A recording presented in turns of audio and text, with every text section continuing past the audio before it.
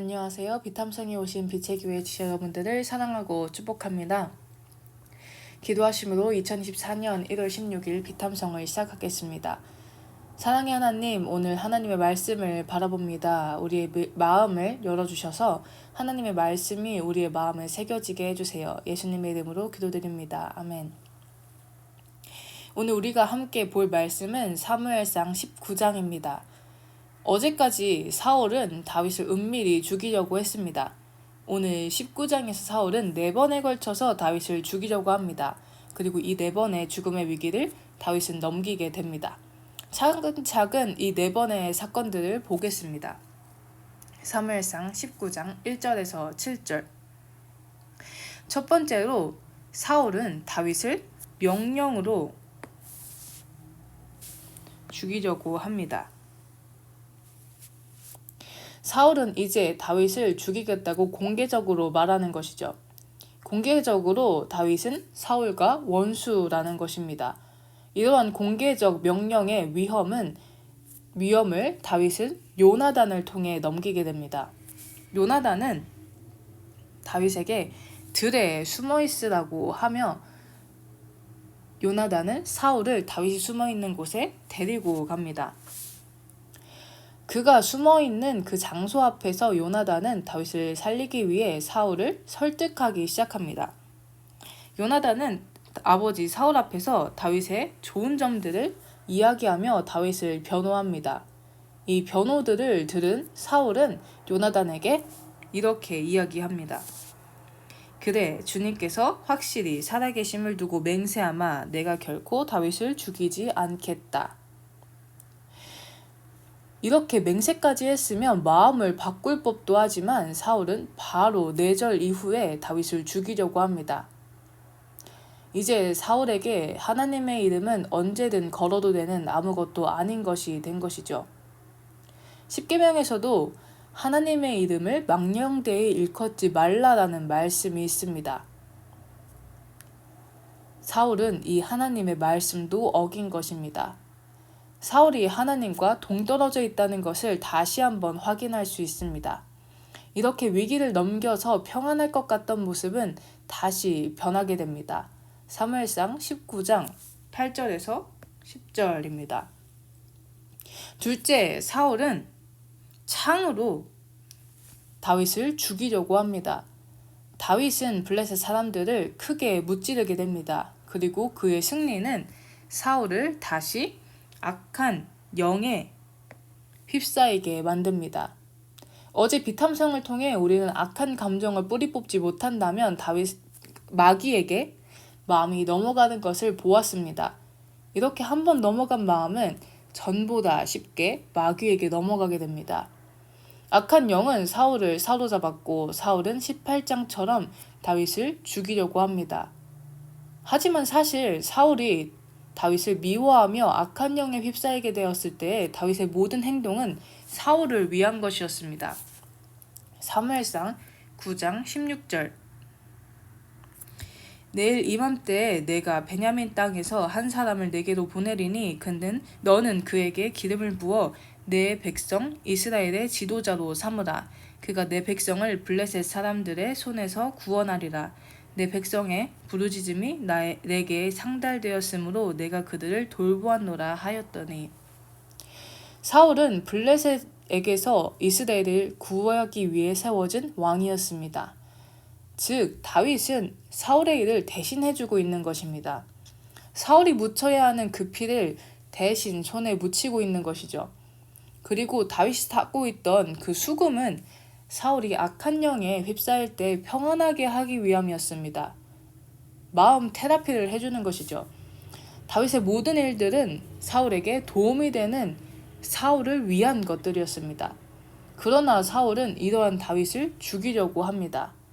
사울의 마음은 죄로 어지럽혀 있어서 올바르게 상황을 파악하지 못하게 되는 것이었죠. 이와 같은 상황에서 다윗은 도망하여 피하게 됩니다. 사무엘상 19장 11절에서 17절. 세 번째로 사울은 집에서 다윗을 죽이려고 합니다. 저는 여기에서 다윗이 참 신기하다고 느껴졌습니다. 누군가가 자신을 찾아 죽이려고 한다면, 그리고 그 사람이 왕이라면, 저라면 왕이 알고 있는 나의 집으로 도망치지는 않을 것 같습니다. 하지만 다윗은 도망하여 도착한 곳이 바로 집이었습니다. 다윗은 어떻게 이런 결정을 내릴 수 있었을까요? 아마 다윗 자신이 하나님과 함께 있다는 것을 믿었기 때문일 것입니다. 사울이 악령에 휩싸여 있을지라도 모든 것을 주관하시는 하나님이 함께 있다는 그 믿음이 다윗을 담대하게 만들었을 것입니다. 그리고 다윗을 죽이려고 하였던 사울의 계획은 자신의 딸인 미갈을 통해 어그러지고 맙니다. 다음으로 사무엘상 19장 18절에서 24절입니다. 마지막으로 사울은 나요스에 있는 다윗을 죽이려고 합니다. 다윗은 사울에게서 도망쳐서 사무엘을 찾아가게 됩니다. 그리고 사무엘은 다윗을 숨겨주죠.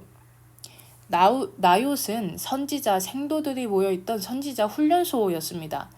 그곳에 다윗이 있다는 것을 알게 된 사울은 사람을 보내어 다윗을 잡아오게 만듭니다.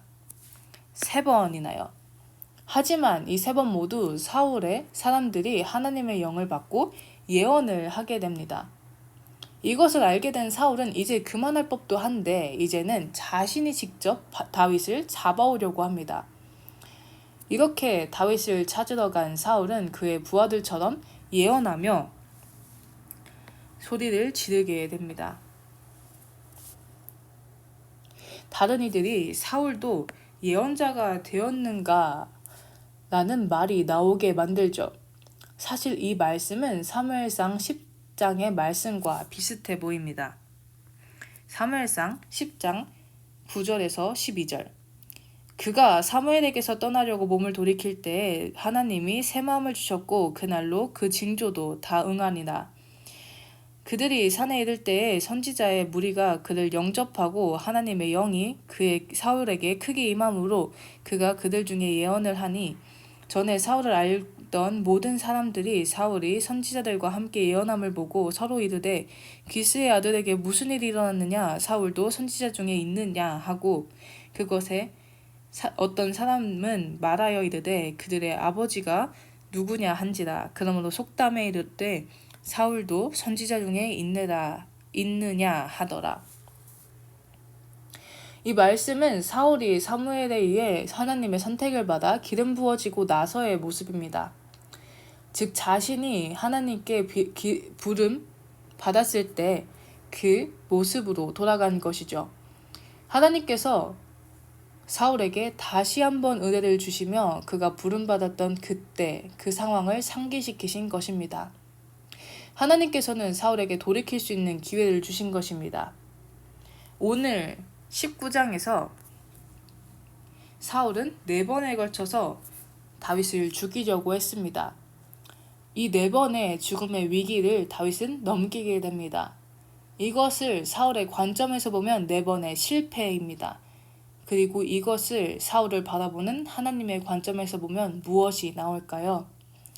사울을 돌이키고 싶어 하시는 하나님의 사랑이 나올 것입니다. 이 4번의 실패는 사울에게 주어지는 4번의 변화될 기회였습니다. 첫째,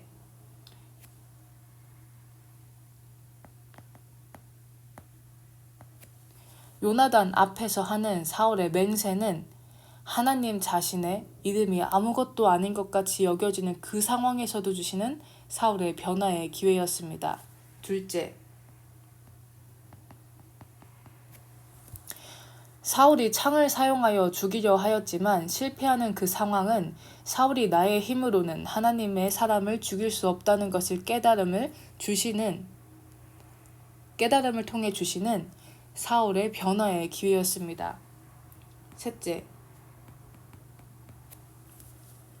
집에서 다윗을 통해 죽이려 했지만 자신의 딸을 통해 실패하는 그 상황은 자신의 딸, 자신이 사랑하는 사람의 말과 행동을 통해 주시는 사울의 변화의 기회였습니다. 마지막으로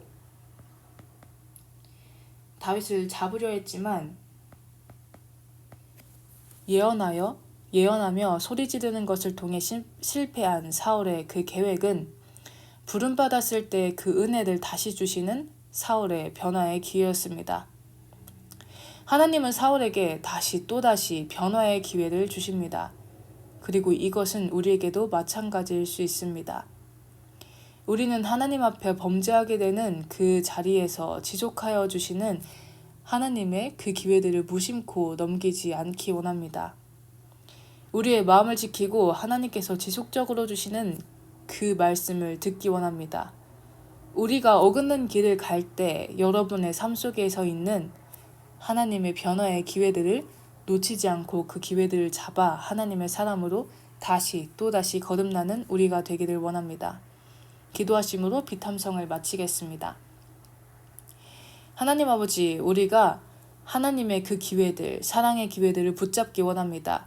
삶 속에 있는 하나님의 변화의 기회들을 놓치지 않고 그 기회들을 잡아 하나님의 사람으로 다시 거듭나는 우리가 되게 해주세요. 예수님의 이름으로 기도드립니다. 아멘.